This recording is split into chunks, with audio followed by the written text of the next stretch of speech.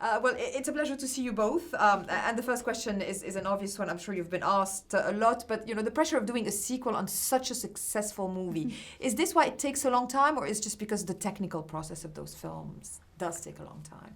It's probably both. It's a little of both, yeah. We took a little time just to even figure out if we would do a sequel or if we wanted to. It was about at least a year. And we were inspired by a short that we were working on and started to see our characters come to life again in the animation. And then we realized we missed them.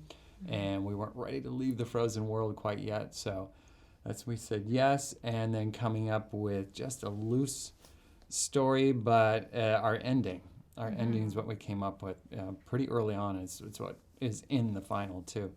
And that became our true north. And that felt really satisfying to us. But there was a lot of work along the way to make to earn that ending. I love how the characters do address that time has passed, that they are older. How important is it, to make them so relatable in the sense that the audiences do grow up with them? Well, I think it's important. When we look at authentic characters and things you cope with in life, one of the things we know our children were dealing with as they've been growing up, they're teenagers now, but also that's a scary thing for kids is change. Change is hard. And so being able to, in the first film we looked at when you feel different and the fear and love that wrestle when you feel different, but then looking at that through the lens of change. And so those themes are ones we hope in many ways resonate for all aspects of our life. We all know you'll be happy today and you never know what's coming the next day and you have to prepare. So I think the concept of having a story that can be aspirational towards handling change, handling responsibility, your place in the world, daring to step into the unknown, I think was something that we just felt that we wanted to see and that these characters were actually wrestling with themselves. Well, and this one, they wrestle a bit, but they know who they are. So how important is it for those characters also to see them come of age? Yeah. Oh, it's very important.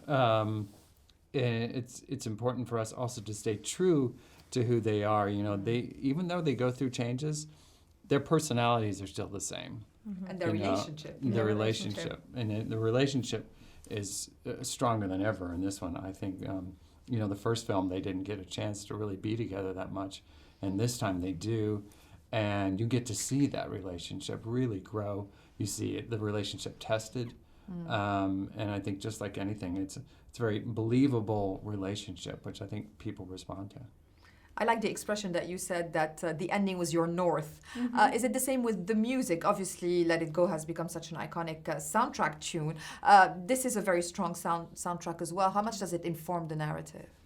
They're crucial to each other. I always do this, lock my hands, because we will talk for months. I will start to write scenes. The songwriters will get inspired and start to think of songs.